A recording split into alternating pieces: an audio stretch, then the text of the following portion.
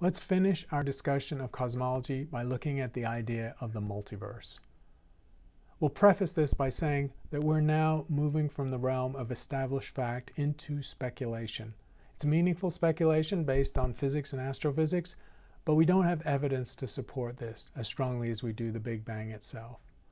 But the Big Bang itself leads us to ask questions. In science, questions lead to other questions, and we naturally pose them and do our best to consider them.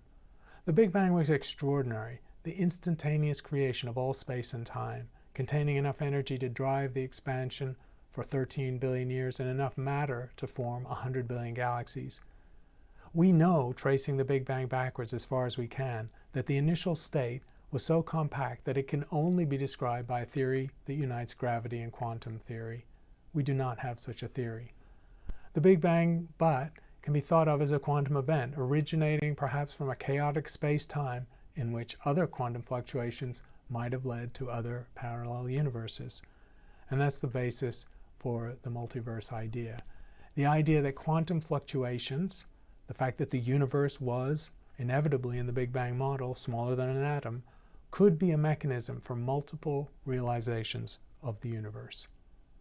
And there are levels of this speculation, and we won't go all the way down the rabbit hole in this. But level one of the speculation are the regions we can't see in the Big Bang model. And we've seen that that's a natural prediction of the Big Bang. There are regions of space and time that are unavailable to our observation. Level two, the one we're considering here, is that there are many bubbles of space-time, separate universes essentially, that are unobservable by us and may indeed have different properties, different laws of physics, because they had different initial conditions. A level beyond this is one where indeterminacy and quantum variation rules, and the basis for the multiverse is rooted in random processes and is essentially unpredictable. The final level pulls the veil back to almost something that Plato might recognize, where the only essential elements in our universe are purely mathematical forms, multidimensional space-times, with 10 as the preferred dimension in string theory. These are not tested, these theories, but they are led inevitably from the physics we understand towards the physics we hope to prefer in the future. String theory is under active investigation. String theory has been around for almost 40 years, and it's had some major successes and some failures, some disappointments. The bar is high on string theory. It has to explain all existing particle physics and then predict new properties from a fundamentally different basis. Instead of particles, we have tiny, one-dimensional, microscopic strings. But one inevitable consequence of string theory is it predicts incredible number of vacuum states from which energy can emerge. We already know the vacuum is a rich place for the possibility of creating particle-antiparticle pairs, and fluctuations in vacuum states are indeed the basis for the multiverse idea. They also probably provide the initial conditions for inflation, and so people are actively trying to relate string theory, which is the fundamental theory of matter, with our fundamental theory of the universe and where the Big Bang came from. This is an animation based on real physics, not a cartoon animation, of quantum fluctuations in the vacuum. And the theory of quantum fluctuations is fairly well established based on standard quantum physics. And so we think we do have an understanding of the nature of nothing, of what the fluctuations in the vacuum state could lead to. That translates into a theory of inflation, and in particular an idea of inflation where it can recur and not just be limited to the time we call the Big Bang. In particular, we can have a landscape of what's called eternal inflation, where quantum fluctuations in essentially a timeless situation are leading to bubble universes that spawn, expand, create matter, and collapse things into galaxies, stars, and perhaps people. And that's happening over and over again, and has perhaps been happening forever. This eternal inflation idea was developed in the mid-1980s, and it's still a viable candidate for what happened at the time of the Big Bang itself. In this model, a self-reproducing inflationary universe, we see an echo of an idea first proposed by Olaf Stapleton in a seminal science fiction work called The Star Maker. I'll quote him. "Whenever a creature was faced with several forces of action, it took them all, thereby creating many distinct histories of the cosmos. Since there were many creatures and each was constantly faced with many possible courses, and the combination of all their courses were innumerable, an infinity of distinct universes exfoliated from every moment of every temporal space. And you'll recognize in this idea an echo of a philosophy of quantum theory, Hugh Everett's many-world theory, where the quantum probabilities that we can just call probabilities could be actual outcomes in a continuing branching of quantum states and a universe emerging in parallel every time a quantum probability exists. So we have to go beyond the Big Bang, and that's of course a difficult thing to do. Brian, I'm about to show you something that's going to blow your mind. Do you know what the Big Bang theory is? Yeah, the theory that the universe started with a massive outward explosion from a singularity of infinite mass and infinite density. Check out the big brain on Brian. Good. Now take a look. The universe's cosmic background radiation, a kind of echo of the Big Bang, precisely matches the energy spectrum of my return pad. What does that mean? It means my return pad's explosion was the Big Bang. But the Big Bang happened like billions of years ago. No, we were outside the space-time continuum. Time and space didn't exist until my explosion, which means I created the universe, Brian. What? That doesn't make any sense. You were born in the universe. How could you create it? It's called a temporal causality loop. The universe created me, so I could create it, so it could create me, and so on. That's the most incredible thing I've ever heard. So wait, that means that I kind of created the universe too? No. You're sort of the Art Garfunkel of the universe. In these theories, you can do the numbers and calculate how many possible universes there might be, emerging out of string theory and the quantum fluctuation states. In generic inflation, which is the mature theory that's been around for essentially 40 years, the same laws of physics apply everywhere, but we're sampling all possible initial conditions. The number of distinguishable universes in this theory is a fantastic number, 10 to the power 10 to the power 16. That's a double exponent. The edge of the observable universe, that is our universe in this theory, is 10 to the 27 meters. You can also do some interesting calculations. Because of all the possible ways to rearrange atoms, you can work out how far you'd have to go to find an identical copy of you, where the number of your atoms just happen to be in the same state, and it's this incredible distance. You can even find how far you'd have to go to find a complete copy of the universe itself and everything in it. And then finally, in internal inflation, there's a number that's actually been put in print in a full research publication with peer review, which is really quite unimaginable, 10 to the power 10 to the power 10 million, which samples all possible laws of physics, giving the appearance of fine-tuning for our universe, a fantastic number of universes.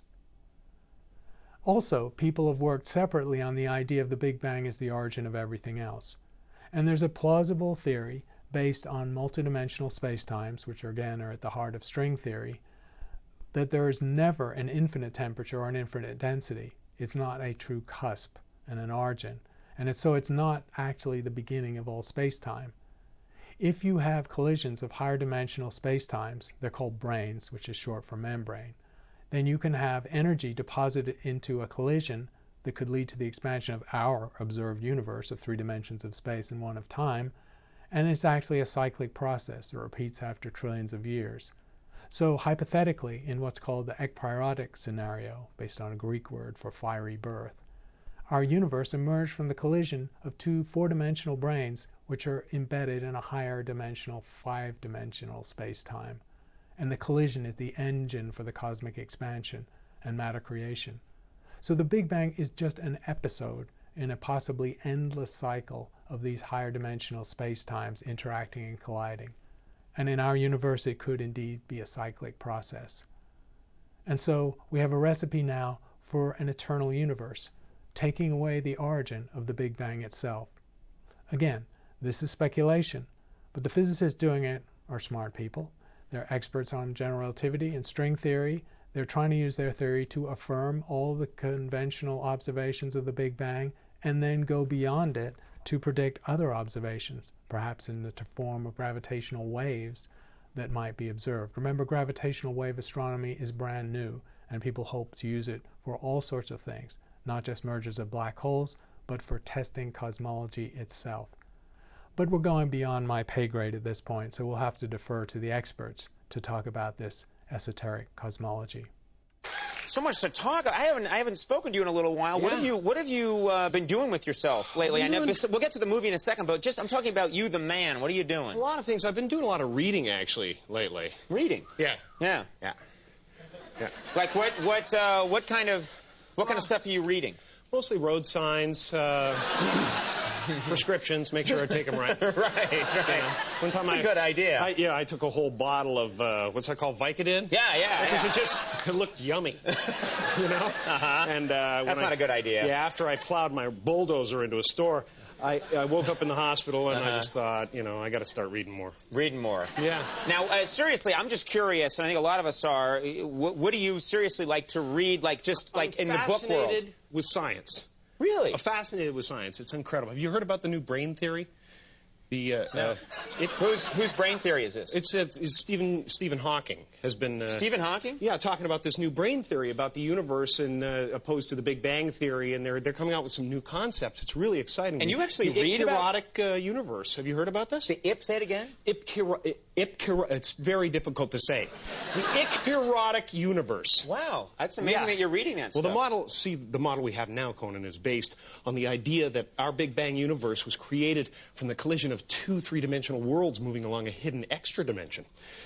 But conceptually, the Ekpyrotic model is very different. There is no inflation or rapid change happening at all. The approach to collision takes place very slowly over an exceedingly long period of time. It's quite fascinating that the rapid change and very slow change can produce nearly the same effects. The difference results in one distinctive observational prediction, though. The inflationary cosmology predicts a spectrum of gravitational waves that may be detectable in the cosmic microwave background. The Ekpyrotic model, however, predicts no gravitational waves effects should be observable in the cosmic microwave background. And I'm just so relieved by this because I've been... No, really. That's incredible. I've been trying to tell this to people for years. Really? I've been trying to drill it through their heads, but they don't listen to me, They called me mad. They laughed at me.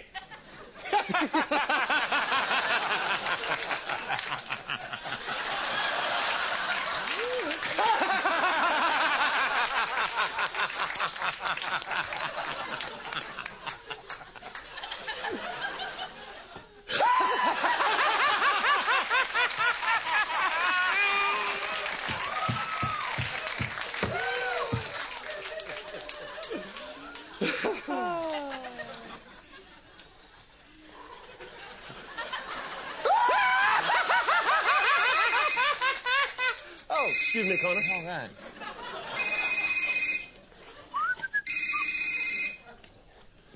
Hello. Hello, Tim. It's Stephen. Oh, hi, Stephen Hawking. I can't believe this. That's amazing. Well, thank you. I just wanted to call you to tell you how happy I am that you're excited about the new Ekpyrotic universe theory. It's amazing. But don't bother trying to explain it to them. Their pea brains cannot grasp the idea of the world on the brain. Yeah, I know. Well, it's been so frustrating for me because the moment I read it, I knew it was important and I wanted to tell them. But, what can you do? Well, I had to go now. Okay. I'm very busy watching Dumb and Dumber. I marvel at the brilliance of it. You truly are a genius. No, you're a genius. No, you are. No, you are. No, you are. No, you are. No, you are to infinity. You got me there, Stephen. That was insane. That was incredible. Now...